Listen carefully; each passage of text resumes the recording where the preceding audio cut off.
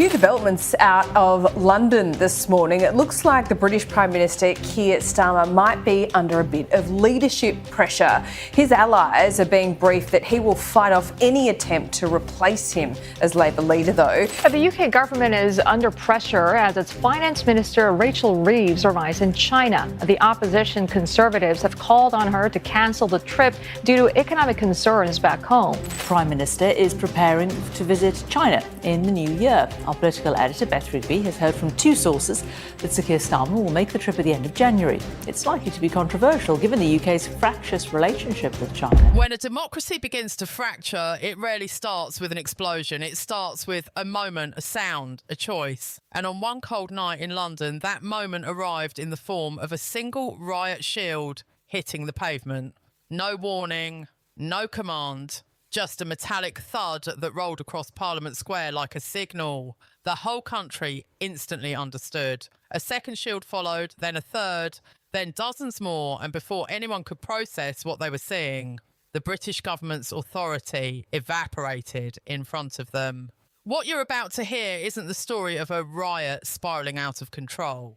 It's the anatomy of a democratic malfunction, the kind of split that happens fast, spreads faster, and leaves the nation wondering how it all went wrong so quickly. If you care about how public trust collapses and how governments try and fail to manage the fallout, make sure you subscribe, because this is one of the clearest warnings modern politics has produced. March 15th, 2024, the clock reads 8:04 p.m.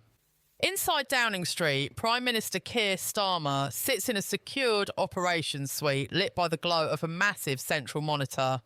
The drone feed shows a mass of people, roughly 3,000, packed tightly across Whitehall. On the opposite side of the screen stands a hardened police line, helmets down, shields interlocked, waiting for the order they've rehearsed countless times. Starmer leans toward the mic. Steady voice, steady hands. Advance, clear the area, use necessary force. The command moves through the comm system instantly.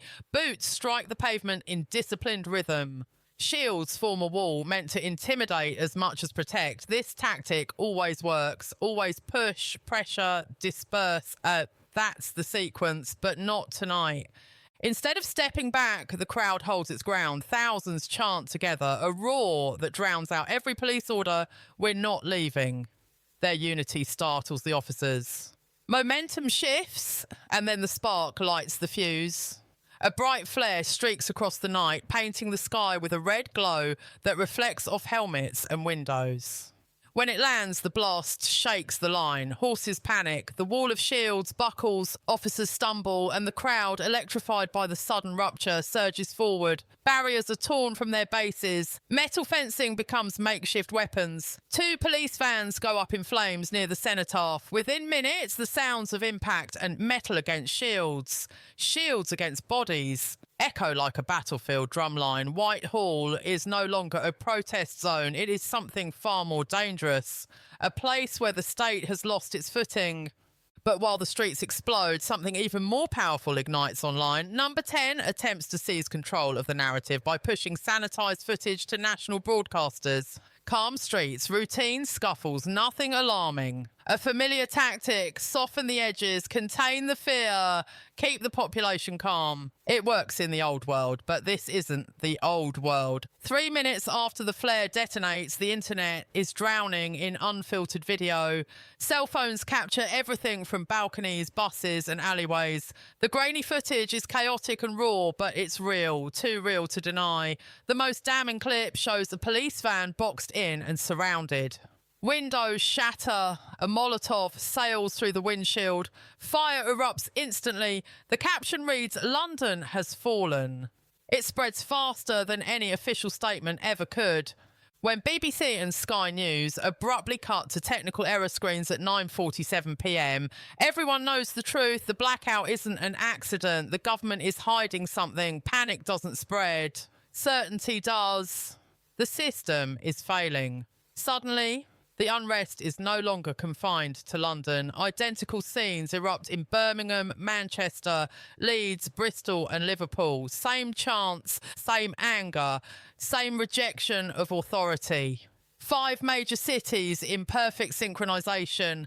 It's no longer a regional disturbance, it's national. By 10:30 p.m, London has fallen, hits 50 million impressions. No government statement can keep up. The digital war ends swiftly and decisively. The public wins.